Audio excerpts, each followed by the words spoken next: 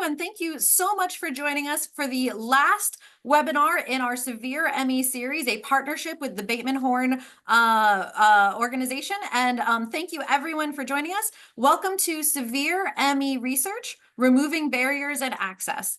I am Emily Taylor, the president and CEO here at Solve ME. And today I am so excited to welcome and be joined by Sabrina Poirier and Dr. David Petrino. Sabrina has worked within the private, public, and not-for-profit sectors for over 20 years. Her work in politics, education, and community development has helped shape her perspective and fine-tune her approach to meaningful engagement and positive systems change. For those who don't know Sabrina, I hope you get to learn a little bit more about her today. Sabrina is a co-founder of the I Can See ME Research Network, the chair of its working group on trainee development and medical education, and a member of the 2023-2025 community leadership team. From 2018 to 2021, she served as a research ambassador for the Institute of Musculoskeletal Health and Arthritis at the Canadian Institutes for Health and Research, and from 2020 to 2023 as a community advisory committee member for the NIH-funded Collaborative Research Centers Network here in the United States. Sabrina uses her skills and knowledge and expertise, as well as her personal experience as an individual living with ME and several comorbidities, in the fight to have this illness understood, cared for, researched, and removed from the shadows once and for all. Joining Sabrina today, we have Dr. David Petrino.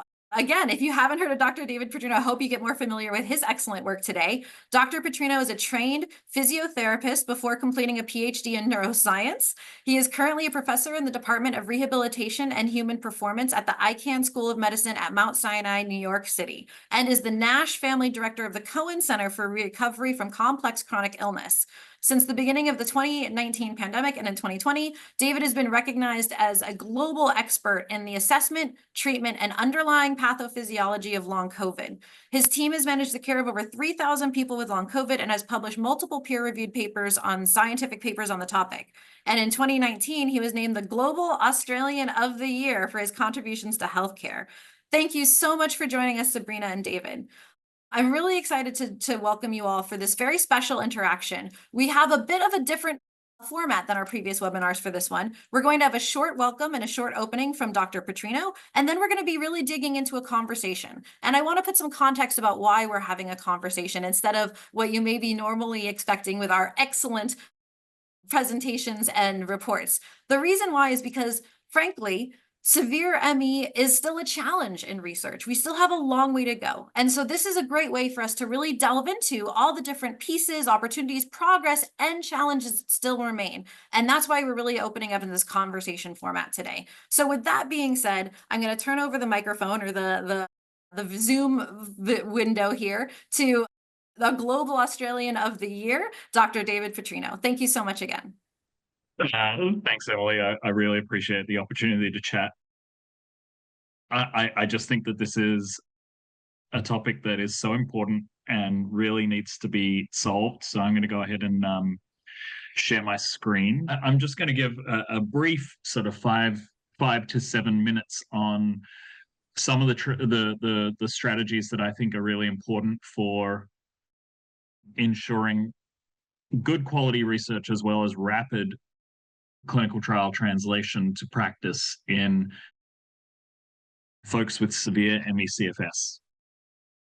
And to that end, I think I'm just going to boil my messages down to 3 main points that are really important. The first is, I think we need to rethink clinical trial design, and I'm just going to say 2 quick points on rethinking clinical trial design. The first is, I think sooner rather than later, we need to be moving away from randomized controlled trials of single drugs. And we need to be talking about more sophisticated and complex clinical trial infrastructures that will allow us to engage in combination drug trials for people with living with severe ME/CFS. The reason that I think this is because if you speak to most people who have been living with ME/CFS for a while, it's not a single drug or a single supplement or a single substance that moves the needle for them. It tends to be a number of different interventions all at once that is making the difference. And right now, we have not had any randomized controlled trials that look at combination therapies in this way. Adaptive platform trials are a sophisticated form of clinical trial that allows you to create multiple interventional groups that involve combinations of different therapies that we think could be effective in different groups of people, and then algorithmically allows us, so there is an algorithm that then looks at results and says, you know what, we're going to take out intervention A or group A, we're going to add in new interventions into different groups based on the data that's coming back, and we're also going to start to subtype and phenotype different individuals based on the way that certain symptoms are responding to certain interventions. So it allows us to use machine intelligence to more accurately and sensitively understand who is responding to what and why, and build, and again, using machine intelligence to build different combinations of interventions that may have a chance of moving the needle on individuals. So I really think that we need to be moving toward adaptive platform trials, as opposed to, you know, the decades-old way of doing things in a very slow-moving process with single therapies and randomized controlled trials.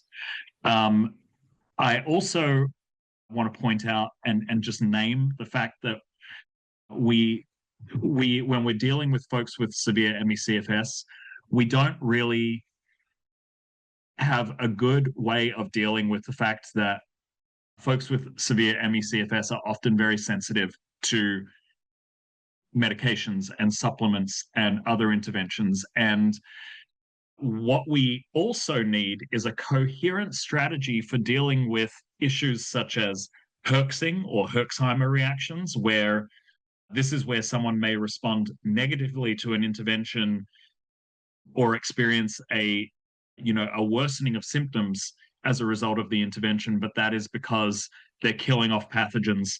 The pathogens are releasing spirochetes and causing inflammation, but ultimately there is a net positive at the sort of end of the Herxheimer reaction, as a result of the pathogens dying off. This versus individuals who are sensitive or hypersensitive to different drugs, or even compounds that are added as fillers to the drugs that are being given. This versus actual good old-fashioned adverse events, unanticipated or anticipated adverse events from the drugs themselves, which we need to monitor. And all of this needs to be clustered together, like I said, into a coherent strategy for understanding what are we seeing? Are we seeing drug sensitivity? Are we seeing Herxheimer reactions, MCAS reactions, or an adverse event from the drug? And how much of an adverse event is too much of an adverse event? Now, thanks to work that we can borrow from chemotherapy and cancer research, there is actually grading of adverse events where we can say, if we see a stage 2 adverse event or a stage 3 adverse event, we're going to pull the pin and remove the person from the clinical trial. But again, I haven't seen a lot of people talking about this in the context of severe ME/CFS and running clinical trials. And I think that this needs to be more of a conversation. So that's comment number one, in ways that we need to sort of innovate clinical trial design for what's possible to run pragmatic and meaningful clinical trials for ME/CFS. The second piece is rethinking implementation, how we actually run clinical trials. I think we need to move to completely decentralized clinical trial design. This allows us to better serve people with the most severe disability. So, a decentralized, this is just showing what an ideal decentralized clinical trial design would look like. This is where we would have principal investigators from multiple states who are able to deploy the drugs. We would have a centralized investigational review board, so an ethics committee that is not linked to any particular institution, but all the institutions that are participating agree to follow that central IRB. We would have visiting nurses performing the visits, doing the blood draws, and completing the study assessments for the study team. The drugs would be prescribed and shipped to each participant in the home by physicians in each state making the prescriptions. And then we would have a centralized data repository that allows us to do analysis and publication. I know that this sounds, theoretical and wonderful, but we actually did it. We did it in long COVID. And, I had the honor of my life getting to work with Harlan Krumholz, who was an incredible innovator in medicine in general. And of course, Akiko Iwasaki, who's, one of my favorite collaborators. And this was for Paxlovid, but we were able to complete a phase 2 double-blind RCT in a completely decentralized way, where we were able to complete 100% of our recruitment, which was 100 participants, inside of 12 months. In under 12 months, we recruited 100 people. We were able to get participants from 50 contiguous states. We weren't able to ship blood across water, which is a weird law, but that was that. So states that were not in the contiguous United States, we weren't able to include, but that's something to improve on for next time. We were able to create a good net promoter score. People enjoyed being a part of the trial, and it was cost effective. Although it was more expensive than running a general clinical trial by a few $100,000, that additional cost was more than made up for by the fact that we were able to knock out recruitment inside of 12 months. If you are NIH funded, something I'll get to, in a moment, to run an RCT like this will take, you get funding for about 5 years to recruit 100 people. We were able to recruit 100 people inside of 12 months. So rather than keeping the study open for 5 years, which costs considerably more, we were able to, spend a little bit more on the front end on logistics, but get it done quickly. So finally, I just want to talk quickly about rethinking clinical trial funding sources. This is more, everything else I've shown you so far is evidence-based. This is me just talking about my opinions now. But I really want to talk about the fact that folks with severe ME/CFS deserve answers today. They don't deserve answers in a few years. And right now, if we follow an NIH model of funding health tech innovation, it takes 17 years to get something from bench to bedside. Bench being we're making discoveries that something may work. Bedside meaning common clinical usage, insurance covered care. This is just an absurd number that is way too long. And so we need to think about funding sources that fund high-risk disruptive innovation as opposed to low-risk incremental innovation, because those are the funding sources that are going to shrink that time frame. So I'm not going to go into every single funding source here, but I am going to say that we have groups that are good for creating brand new care paradigms, which is what we need right now for severe ME/CFS and other infection-associated chronic conditions. And then we have groups that are really good at creating incremental innovation and optimizing existing care paradigms. So I just want to say on this slide, I'm not saying that the slow, plodding funding agencies are not necessary. They are highly necessary. And I deeply respect many of my colleagues who do the slow incremental innovation work because it's so important. But it's just not what we need when we have no paradigms for care that have been accepted by insurers. That's where we need the high-risk disruptive groups. So I hope that has all been clear. Those are my 3, really big picks for how we create good clinical trial infrastructure for folks with severe ME/CFS, and I will hand it over for some discussion now. Thank you so much, Dr. Petrino. As always, I love to hear your vision for what different approaches to clinical trials, especially decentralized clinical trials that can include people with severe illness in a more meaningful way. And I'm so excited to dive into the conversation, but thank you for that, teeing us up in that really great way, and appreciate your opinions so highly. The one thing I'll just say is we've divided up our topic here for 3 parts of our conversation. We're going to start by looking at some of the barriers that severely ill people with ME/CFS face in trying to participate in research studies. Then we're going to look at study design and discuss a little bit more about how researchers can work with patients to design studies that better accommodate people with severe illness. And then last, we're going to have a discussion about what people who are experiencing severe illness and their caregivers should consider when thinking about joining a clinical study. Some kind of real world advice for if you are thinking about being part of a study, what are some things you need to be mindful of for your own health? So we have a lot to cover and some great topics to dive into. So with that, I'm just going to dive right in.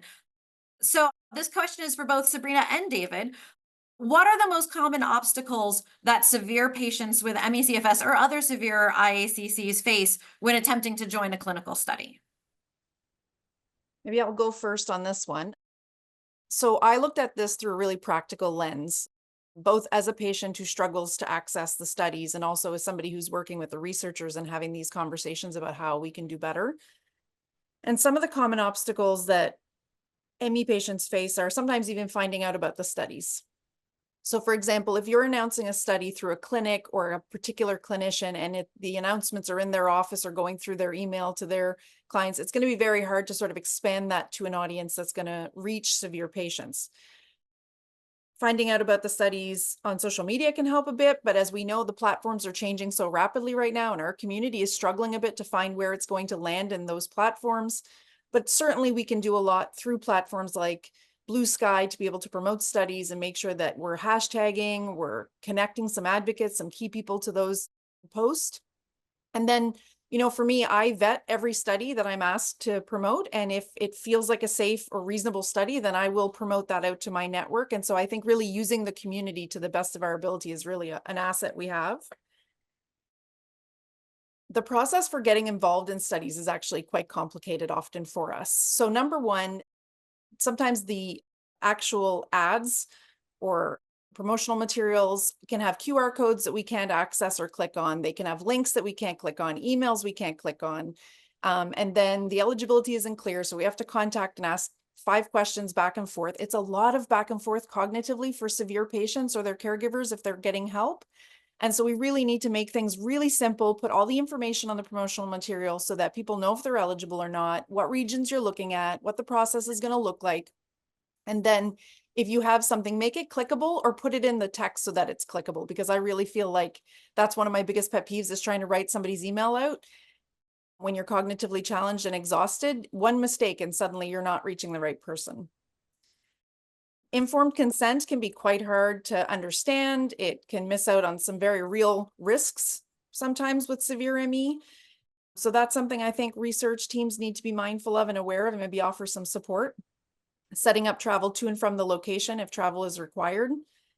If there's no travel required, there's often really extensive instructions and back and forths and mailing packages, and all of these things are incredibly difficult. So just streamline wherever we can and make it as easy for the participants as possible, and then offer support and help so that if they have questions or they're not sure, they can reach somebody quickly and easily. The study itself can be intensely packed. So I've showed up for studies where I've expressed that I can only do so much at a time. Can we break this into 2 or 3 opportunities? Can I bring some stuff home with me and complete it at home? Sometimes I get told yes by one person and then I get there and they say, oh, it's not that complicated. You can just fill it out here. It's only going to take a minute.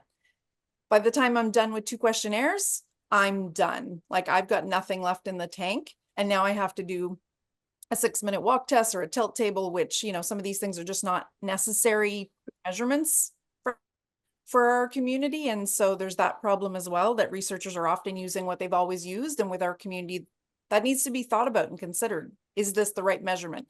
Is it worth putting somebody through this? What are we going to get out of it? And then sometimes just how much we're walking through the hallways to get to the study location. That's something that's often not thought about. The travel to the location, the travel within the building, whether there's elevators, all of these kinds of things can be quite cumbersome. And sometimes we're not booked at times of days that work for our body. So I only function for a few hours in the afternoon. Thankfully, we're doing that during this time. But if this was a different time, it would be very hard on my body and I would take longer to recover and I would crash harder.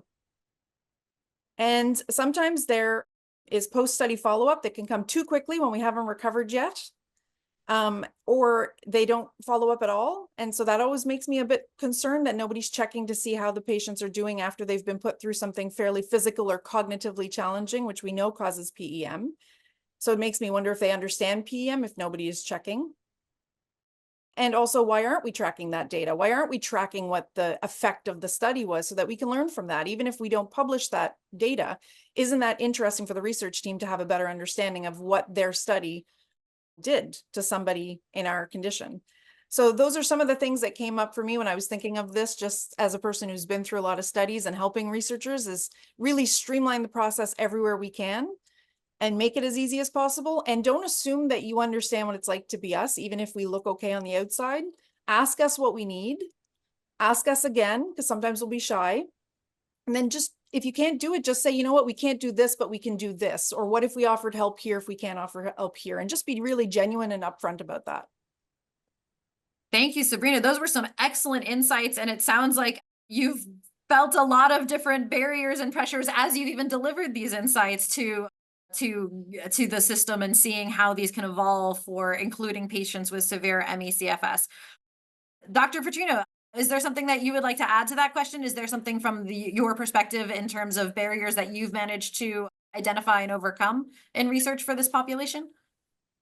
I mean, I think that was a really great list of things, and I'm glad that this is being recorded, because I was sort of repressing the urge to take detailed notes on that. But you know, in general, I mean, I think the main theme to strike on here is, if both researchers and prospective participants just maintain an open and respectful dialogue of what's going on, because sometimes there are reasons that are outside of the researcher's control that certain things are being done a certain way, which may not make sense for, you know, a population of patients, and that really sucks. That's really terrible, but it is sometimes out of our control. And as Sabrina mentioned, if, you know, the researchers can hold on to, you know, the sort of like ego and defensiveness and just be like, I know that this is not ideal, and these are the reasons that we have to do it this way. Here are the compromises that are available. Do any of these things work? And whilst also understanding that, like, if nothing works, then maybe it just can't work out this time, and everyone can remain respectful, and, you know, as we all go about advocating for policy changes and so on and so forth, that can be more accommodating. But in general, the main theme here is open communication. You know, like, if there is a reason why it has to be a certain way, great. If there's not a good reason, I think that researchers should have enough, you know, humility to say, you know what, that's a really good point. Let's put in a protocol deviation. Yes, it's a little bit more paperwork for us, but whatever. And let's include you into the study, or let's make the accommodation that's necessary. And I do think that we need more of that in general. I couldn't agree more. That's such a fantastic take on that inverse side of the experience when you're on the research side of the equation.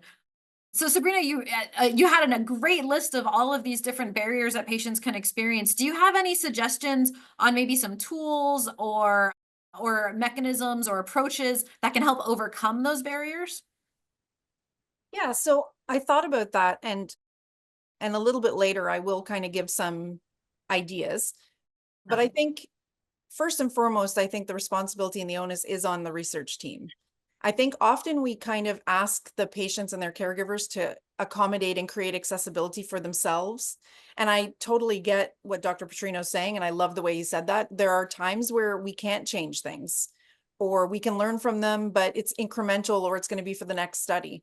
But I think so much of this can be expected and planned for and designed around. And so I'm a big proponent of designing with patient partners for studies. And this is part of the reason why, because we will be able to call some of these things out very early and really support the design being as accessible as possible. Again, we're never going to be able to be perfect, and we're always going to be missing some of our sickest patients who are just so sick that they can't participate. And we know that, and None of us like that. So we're doing the best we can in every situation to be as accessible as we can. So really having the first step is really that conversation, and you know, you're going to hear some things from the study participants as they come in. Sometimes people are going to email you some feedback. I think, you know, gathering all that and collecting it is important. I think sitting in webinars and hearing people talk about these kinds of things, like today I'm talking about this. Hopefully there are a few researchers listening who are like, oh, that's an idea I could implement easily. Every little bit that we chunk away at this is going to make things better for the patients. And then I think, you know, none of us have ever expected researchers to kind of guess at this. So as Dr. Petrino said, that open communication is ongoing. And listening in the community, like we'd have a lot of these conversations online, on X, on Blue Sky. A lot of our researchers are there with us, and they either don't follow us or they don't connect into that conversation, but there's so much to be learned, and there's so much that can be accounted for and planned for when we work together. So I'm a big proponent of patient partnership. That's a term that's still really new to a lot of researchers, but the more we work together, I think the better we get it, the accessibility piece. Brilliant. That's such a good segue into our next topic. But David, did you want to respond real fast before I move on? Oh, yeah. I mean, just one thing popped into my mind as Sabrina was talking, which I just think should also just be named and thrown out there, is understanding. I think it's really also important to sort of, for anyone who's thinking about engaging in a clinical trial, understanding the difference between engaging in a treatment versus engaging in a clinical trial. This is something that we face a lot of the time in sort of having these conversations, and I say this with like full deference to the fact that folks are in a desperate situation and sometimes just trying to get their hands on anything that might help. But understanding that if you're taking part in a clinical trial, that the primary purpose of doing that is to contribute to science. So what that means is you may get a placebo. We can't guarantee to put you in an interventional group. We're blinded. We don't know, you know. It also means that if you're in a position where your health is particularly unstable, you know, and you think that this is a really promising treatment, maybe don't take part in the clinical trial because, you know, check in with yourself, talk to the researchers, you know, or maybe wait 3 months until your health is in a more stable place. And one of the things that we always try to do with our participants is, if we're testing a particular compound or drug combination that we think has promise, but we also think that, you know, it's not so experimental that we can prescribe it off label. If we meet with a person who's in a particularly desperate situation, we'll often say, look, being part of a trial may not be for you, but let's talk with your physician and let's give them the dosages, and you guys can make an informed decision together if this is something you want to try off label, as opposed to being a part of a research study that contributes to the science. And again, there's no right or wrong here. This is a conversation. It's not, you know, we do this all the time in a single way. But I really do think that more should be said about, like, just because you're joining a research trial, that's not, you know, like, that's not an intervention, you know, like we're not treating you through this research trial. We're trying to, you know, really study something, and having a bit more of an understanding of that on both sides, I think is really important. Thank you, Dr. Petrino. I think that was excellent context to kind of understand about how the shape of these trials take shape. And in that sense, I'd like to segue the conversation into our design portion of the conversation, talking about how we look at the fundamental design of trials. And this is something that, Dr. Petrino, I'd love to lead with you, because I know I've heard your presentation in a couple different contexts about the revising the model of clinical trial participation to make it more accessible and make it more meaningful, and how the particular model that you described earlier is so uniquely well positioned to serve the ME/CFS community, especially those with severe ME/CFS. So I'd like to hear a little bit more from you about kind of what led you to supporting that particular trial design, and how does trial design impact those outcomes in such a real way? Yeah, you know, I think when we're dealing with infection associated chronic conditions, and again, I'm going to share opinion, not the scientific fact at this point, but when I look at IACCs and I look at ME/CFS and I think about how we should be tackling this sort of disease state, my mind pretty quickly goes to the way we've addressed cancer and the way that we've adopted a very aggressive precision medicine approach to cancer that involves gene phenotyping, that involves biopsies, that involves, you know, a very data-driven approach. And so then, you know, people can be diagnosed, you know, people can receive the same broad diagnosis. You know, you can have 12 people diagnosed with breast cancer, but because of the effort and the intention and the philanthropy and the, you know, and the research work that has gone into cancer, you know, these 10 or 12 or 15 different people with the same broad diagnosis have very different subsequent detailed precision diagnoses, and then have wholly different interventional approaches. I firmly believe that ME/CFS is no less complicated.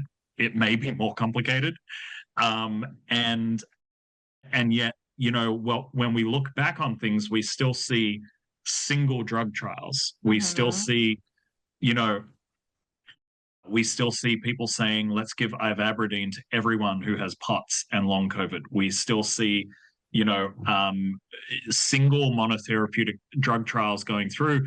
And ultimately, you know, the legacy is very clear. For the last 40 years, there's not been a single FDA-approved drug for ME/CFS. That has been the legacy of a single monotherapeutic approach. So we need combination therapies. We also need, prior to validating combination therapies, we do need smaller CTs that do very detailed responder analyses to understand who responded in this trial. Like, even if it's only 5% of people, can we thread together a common thread between the 5% of people who responded well to this drug? Was it because they had herpes virus reactivation? Was it because their heart rate variability looked a certain way? Was it because, you know, they had hypovolemic POTS, or, you know, or something of that nature? And pairing that very analytical approach of working hard on detailed phenotyping and then building into sophisticated adaptive platform trial methodologies that allow us to trial multiple drugs at once, that's really the way forward. And again, I'm not designing this from the ground up. There are millions of really wonderful researchers in other fields who have done this. And, you know, when you look at my title at Mount Sinai, my title is innovation, and innovation is just dragging things from one field and bringing it into another, you know, and that's what I'm trying to do here. You know, it's not me designing anything. It's me just saying that worked really well over here, over there. Why can't we have it over here? I love that. Fantastic. And Sabrina, I'm sure you're itching to respond to that, but as someone, Sabrina, who has advised and helped guide the design of clinical trials in both your role as a patient engagement expert and in your role in research, how would you say you weight clinical trial design in the process of including people with severe disease? And if you'd love to respond to Dr. Petrino's comments about adaptive trial design, I'd love to hear your thoughts there as well. Listen, Dr. Petrino is a breath of fresh air. I think we can all agree. It's lovely to hear researchers talking about innovation. It's lovely to see us looking at the cancer community. I think the MS community has a lot to teach us. Arthritis community has a lot to teach us. So it's really refreshing and lovely to spend any time in the presence of researchers who think this way and who want to really push that narrative, teach their colleagues, support the kinds of conversations that we really haven't had the opportunity to have, largely due to the fact that the illness has been for so long neglected, minimized, underfunded. It's very hard to have the kinds of conversations you need to have when those are the challenges you're up against. And I think, you know, COVID was a terrible tragedy, and I will never look to the bright side of anything to do with that. And one of my biggest pet peeves is whenever anybody will say, well, the good side, there is no good side. COVID hurt a lot of people, a lot of lives were lost, a lot of people are very sick and very disabled because of it. One of the things that during that time happened was we attracted new researchers into our space for infection-associated chronic illnesses. And what that has done is given us the Dr. Petrinos, the Dr. Akiko Awasaki's, who brought in a totally new lens and a new way of looking at a problem. And because there was funding for COVID and long COVID studies, it really allowed us to kind of quiet some of the noise around infection-associated chronic diseases and really narrow in. And so I think there's, again, terrible tragedy. And there's so much more we should have done and could have done. And I wish we were doing now to protect people, because this is an ongoing challenge. And we now have other infections coming our way, which we don't seem to be very prepared for, which is incredibly frustrating as a patient watching it all happen and not really having a position of power to do anything about it is so frustrating. But I think we are having these kinds of conversations for the first time, really. And it's the thing that's going to move the needle, because if we don't talk about these things and if we don't put the best brains in our global community around these problems, we're never going to be able to solve them. And no matter how brilliant one person is, we're always better together than we are divided and separated into silos. So I'm very excited when I hear Dr. Petrino talk, as I'm sure many other patients are today, and online. He does an excellent job of advocating and being a champion for the community. And so for me, I think we're on the right track with what we're talking about today, with that innovative kind of look at the problem. I also think the collaboration part, the open communication part, and I really think patient partnership. I bang on about patient partnership a lot because in Canada, we're really making giant strides towards integrating that properly. But when patients are true partners, full partners of a research team, and so not research subjects, but actually sitting at the team and helping to design the research, implement it, look at the data, analyze the data, it changes the way we see the data. It changes the way we understand the illness. And I think it really, again, it's part of that innovation that we need to be talking about. So very excited to hear this conversation today. Hear, hear. So I hate the fact that time is going so quickly. I want to segue into our last piece of the conversation regarding considerations for participation. But my question now is a little bit both in design and a little bit in consideration. So I'm going to give this to both of you. My question is specifically about clinical trial environments. What this is inspired a bit by the opportunity I had to tour Dr. Petrino's lab, and I was touched and moved by the immense thought and care that was gone into the physical environment around that you created for patients. And so I was wondering, as you think about design and as you think about the way that design then influence patients in a very real way, especially severe patients, how does the environment in which you create the study impact that? Yeah, I mean, it's everything. I think,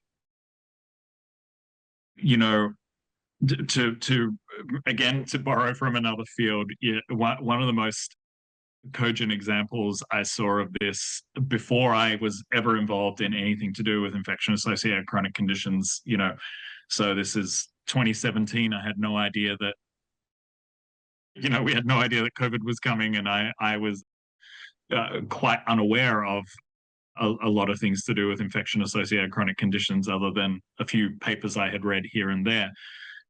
And I was doing a lot of, chronic pain research, and many of our neuropathic pain patients who had neuropathic pain, which is pain that comes from their nerves, you know, specifically, and dysfunction of their peripheral nerves,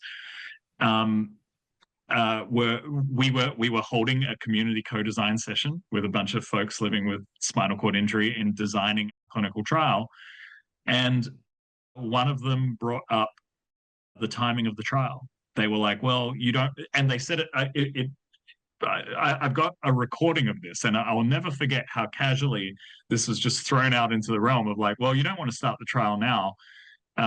You know, we're moving out of winter." And I was like, "What do you mean?" You know, and they were just like, "Oh, well, you know, like my pain's going to completely change because it's going to start to get warmer." And I was like, "Well, you know, I've heard about weather affecting pain levels, of course, but like, is it really that dramatic?" And they're like, "Yeah, your treatment won't work." Like, and again, it was so casual. And then everyone in the group, there was like 9 folks with spinal cord injury, and they all nodded like it was just the most obvious thing in the world. And based off of that, we did a meta-analysis of every neuropathic pain trial ever done, and not a single one listed weather as a covariate of measuring their outcomes, despite the fact that it's a highly quantified, thing that you could actually covariate, you could account for, because the Bureau of Meteorology documents it. So all you need is your patient's zip code and how many hours a day they spend outside. So from that point on, we were, everything matters, right? And now fast forward, and we talk about trials for folks with severe ME/CFS or long COVID or IACCs, and of course the way that you create environments are going to matter so deeply. You need to make sure that you're not triggering PEM. You need to make sure that because all of these things are going to create blips in your data. If you're terribly triggering someone, it doesn't matter how good the intervention is, you're going to get a null effect. If you're creating unnecessary study visits where people have to come in more often than they didn't, you're going to create bad effects. If you're creating an environment where, Emily, thank you for your kind words about our center, where you can maybe tweak a few things so that you lower your chances of triggering a flare, then maybe you can actually see the true effect of the intervention that you're trialing, as opposed to everything being washed out by the recurrent triggers of PEM that you're creating. And the only thing I'll say is, as you strive toward that goal, and as you're creating community co-design in your trials to make sure that you're doing best practice, the other thing I'll say is, you've got to make sure that if you're doing it for one site, if it's a multi-site trial, you're doing it for all sites. Otherwise you're going to have these miraculously overperforming sites, and these other sites where everyone seems to be sicker, that again just sort of perpetuates the we can't get stable results and we don't know about what's going on with these patients, when in fact it's very clear. And these are challenging things, which is why I always go back to the decentralized trial result, because one of the things that we ran into pragmatically was, even in clinical trials where we were able to pay for Ubers for patients to come to see us rather than having to use the subway, if there's a scent that the Uber driver is using, that triggers MCAS, right? But there's no button that you can press on Uber to be like, please don't use scents in your Uber. Like, there should be, but there isn't. So what I will say is the extent to which the more you can control, and ultimately the more you can control the environment, ends up being, how do we just create decentralized structures where people go to the home, as opposed to asking people to come to a medical center? Because even then, this was something that I didn't mention in my slides, but one of the really amazing things about the decentralized trial that we did with Paxlovid was we were getting people who were 60, 100 miles away from academic medical centers. People who have never had the opportunity to participate in an interventional clinical trial were participating because we decentralized the whole thing. So I'm really I'm really sold on this decentralized approach for clinical trials. That's fantastic. And it's really important to note that a lot of major institutions are following that lead. I think the NIH is investigating and is not, if not funding decentralized clinical trials, including others. And it's one of the models that our organization as well is looking to promote and continue. So I think the more we can kind of call together for that need for decentralized clinical trials, I think that is going to be really powerful. Sabrina, I wanted to give you the chance to jump in on the question of environment. I just recalled during some of our preparations for this conversation, we discussed some things about environment that are often overlooked that really have a huge impact on clinical trials. Things like distance from the parking lot. Is there transportation? Do folks have to walk? Is it too cold? Is it too hot? Are the folks wearing masks and preventing potential other spread of disease for especially folks who are maybe over sensitive or have immune challenges. So just those are some of the ideas that we talked about in our previous conversations, but I'd love to hear a little bit more your thoughts about that link between clinical trial environments and outcomes. Yeah, I mean, I think you guys have done a great job of really explaining some of the big ones, but again, it's so refreshing to hear us having this conversation because infrequently this is discussed in terms of how do we control that environment and what can we do in the environment. And there are limitations because, sometimes it's a university setting and there are limitations about what you can and can't do. And, you can't have the soft lighting that you want because the lighting is the same everywhere in the building. And so what can you do? Well, maybe we pick a room with windows and we turn the lights off so that we have natural light. There are some things that can be adjusted for even in those tough environments. Earlier, we talked about nurses going to homes, and that's something that we've had a little bit of experience with here in Canada. And one of the things that we've heard from patients is that, and these are severe and very severe patients, there was an element of excitement about somebody coming to take their blood and do it, include them in research. With that, of course, excitement can come exertion, and with that exertion comes PEM. So right away, even if we're going into somebody's home, we shouldn't assume that we're preventing PEM, but rather that we're minimizing the impact of that PEM. The other thing is I think there needs to be training for the nurses. So when we think about the environments that we have, if they don't really understand ME, and how can you really ever understand ME if you're not living with it? Because I mean, I've been with this now for 17 years. I am still trying to find the right language to explain to healthy people what this feels like and looks like, and I still struggle. But we do need to make sure that training is provided for nurses that are going into the homes, for the staff that are in these environments, because ableism is kind of part of society. It's an unfortunate, terrible part of society, but we've all kind of been conditioned to look at things a certain way when it comes to disability or chronic illness.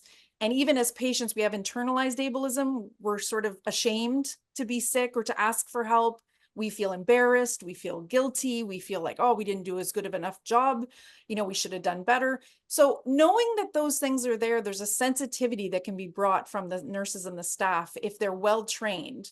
Because I heard from severe patients who said, I got up and cleaned my house before the nurse came over because I was so embarrassed by the state of my home.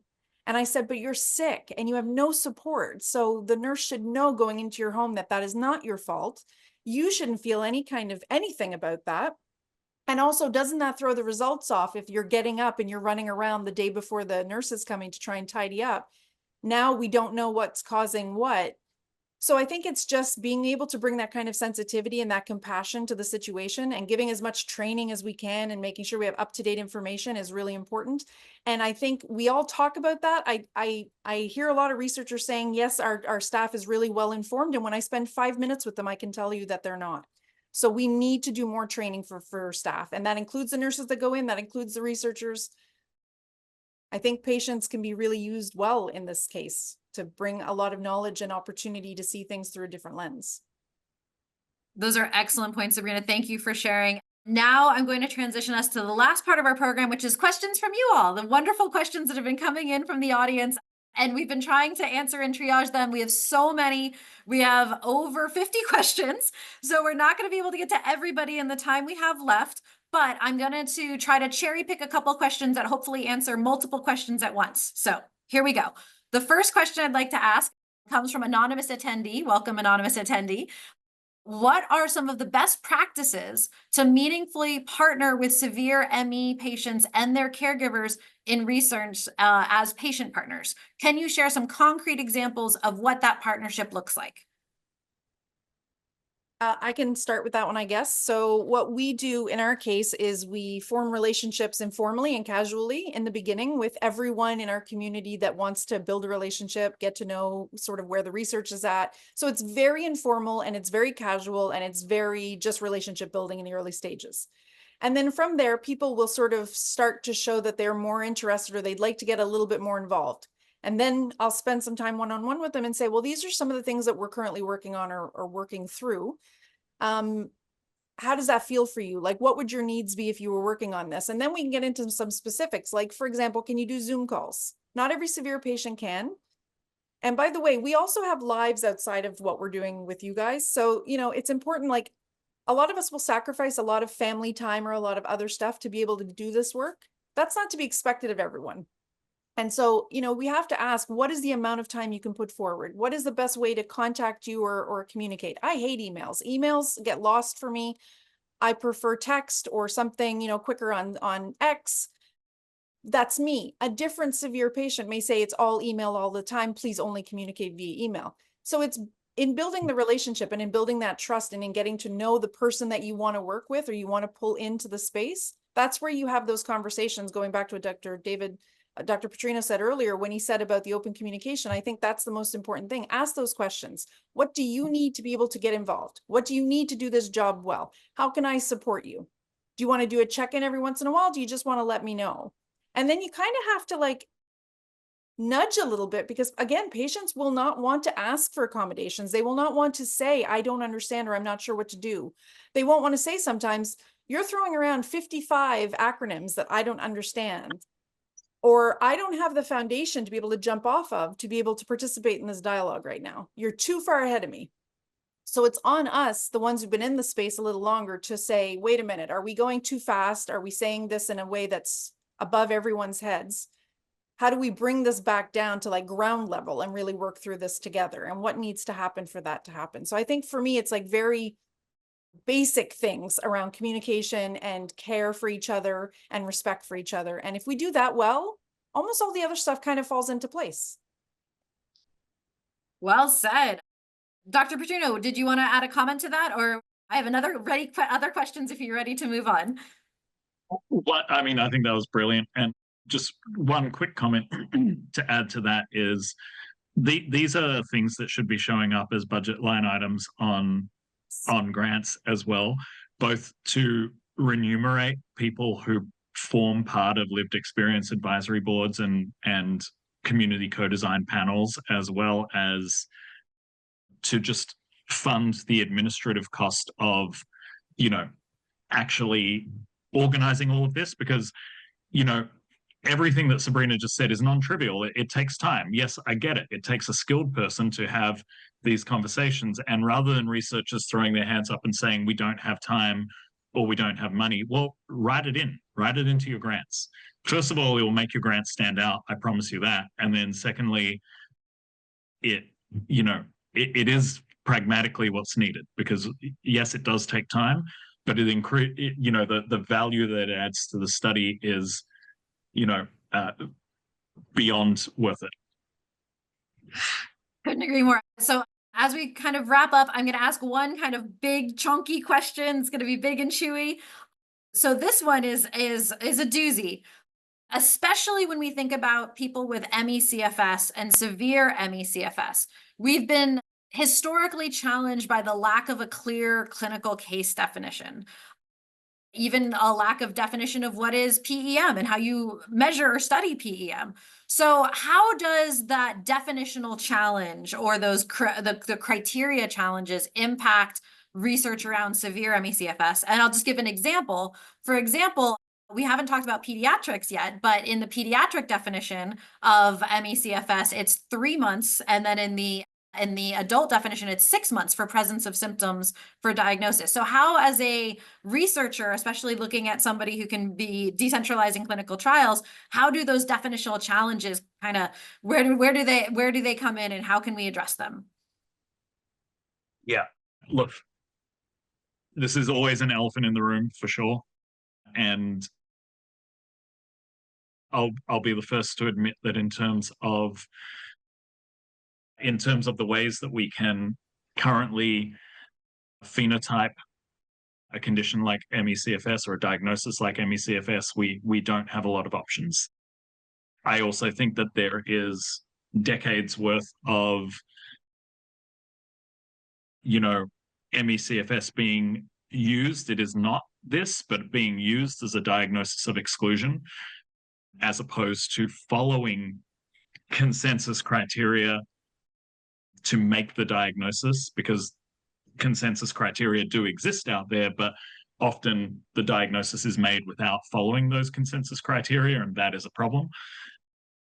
So what this comes back to is when I was discussing, the way that we're approaching some of the smaller trials before we move into adaptive platform trials. This is also the approach, by the way, that we take at our clinic is regardless of the diagnosis coming in, whether it is long COVID, whether it is ME/CFS, whether you have chronic tick and vector-borne illness such as chronic Lyme disease, the symptom clustering can overlap in these conditions that I just mentioned. And so the first thing that we need to do is, first and foremost, we need to try and understand what is driving your symptoms. So that's where we do metabolic testing to understand what's your resting metabolic rate. We do endopat to understand endothelial function, your blood vessels. We do autonomic testing to understand if POTS is part of what's going on. And then when we start to see, okay, well, you have autonomic dysfunction, so we're going to give you blood pressure medications. We're going to give you, saline out the wazoo and lots of hydration. And we're going to do, a breath work and autonomic rehabilitation versus your metabolic rate is out of whack and you have what seems to be a Warburg-like effect going on in your cells and you're producing lots of lactic acid and, your aerobic and anaerobic energy systems seem to be completely out of balance. So we're going to give you antioxidants and we're going to give you mitochondrial function, supplements, and we're going to give you things, we're going to try out things like metformin and rapamycin and, and other medications that can improve metabolic balance, GLP-1 agonists. These are the ways that we make decisions. We also need to start making space for that in clinical trials. And we need to start by saying, okay, we know that maybe only 10 to 20%, given how broad the definition is, we know that only 10 to 20% of people are going to respond to our first shot across the bow of intervention. But we're going to better understand and phenotype who responds so that then we can do a larger trial where we only include people with that physiology. And then we can say, okay, if you have an ME/CFS diagnosis plus your resting metabolic rate is 30% higher than your predicted resting metabolic rate, you're going to respond to this drug. And then we can, make a proper statement about ME/CFS diagnosis plus physiological biomarkers that predict response. I love that vision. I can't wait for it. Sabrina, I want to give you the final word. Please jump in. Yeah, I was going to say, can I just jump in? Because I think one of the reasons this criteria question is so important is because we are often in research studies looking at the mildest patients among us. And the way that the exclusion criteria works, and many researchers will use several criteria to kind of try to double check themselves. The exclusion criteria remove so many extra things that are often comorbid with ME. And so again, the longer you've been sick, the more comorbidities you tend to have and have accumulated, whether you know that or not, whether you've been diagnosed or not. And so we are removing the sickest among us out of research and not studying them correctly. And one of the other issues with the criteria, and again, it's not a diagnosis of exclusion, it is criteria that you must meet to be able to be diagnosed. And if your doctor hasn't done that, you should go back and work that through because you want to be sure you do have ME if you have ME. If you have something that is chronic fatigue from another illness that can be treated, you want to know that and you want to access the correct treatments. But we have on average maybe 100, 150 symptoms kind of fluctuating at all times. We don't talk about that in the criteria enough. And so often I've met researchers who think that the only thing we have are either cognitive dysfunction or orthostatic intolerance. They think it's one or the other because that's how the criteria is set up. So we really need a giant update of the criteria. And I think the consensus is a step towards that. But for me, I really want to see a complete update. I want to see all of our researchers getting together and I want us to see us moving that criteria into 2025 and future years. I want us to call out those symptoms. I want us to acknowledge comorbidities are normal and expected and what those common ones are.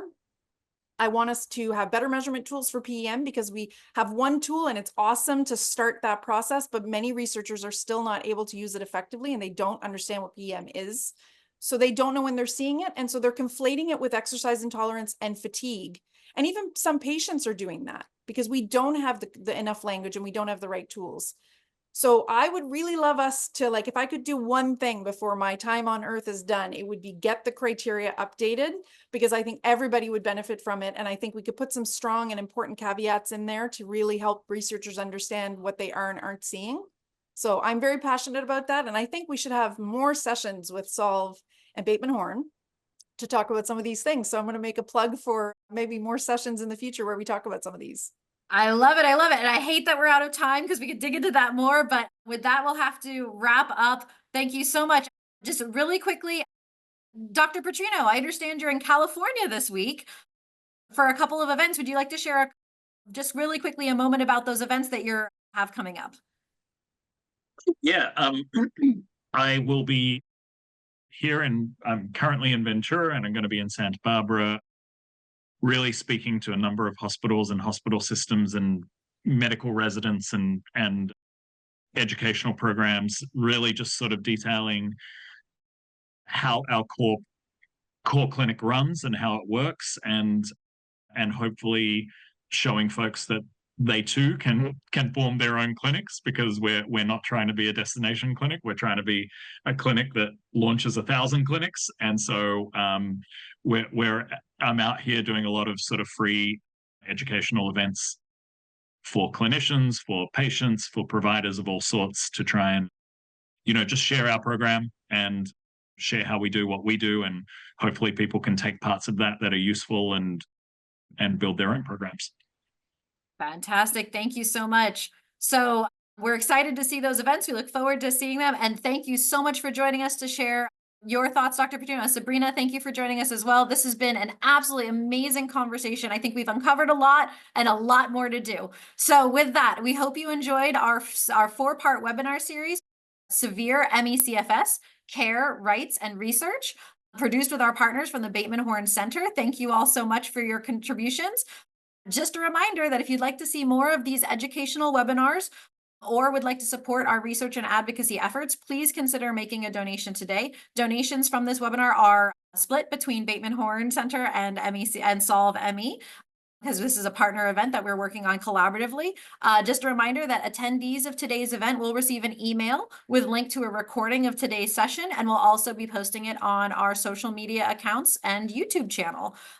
After your event ends, you will see a brief survey appear on your screen. If you have a moment more, or a few spoons, we would love to hear your feedback to ensure how we can improve and make these series better. And so with that, we'll wrap up for today. Many, many thanks to our amazing panelists today, Sabrina and David. Thank you so much. Thank you to everybody who attended today. Thank you to our previous panelists on our previous 3 series of this Severe ME/CFS series. We hope that you enjoyed, and we look forward to bringing you many more of these educational opportunities in the future. Thank you all so much for your time, and have a wonderful, healthy, and safe rest of your day.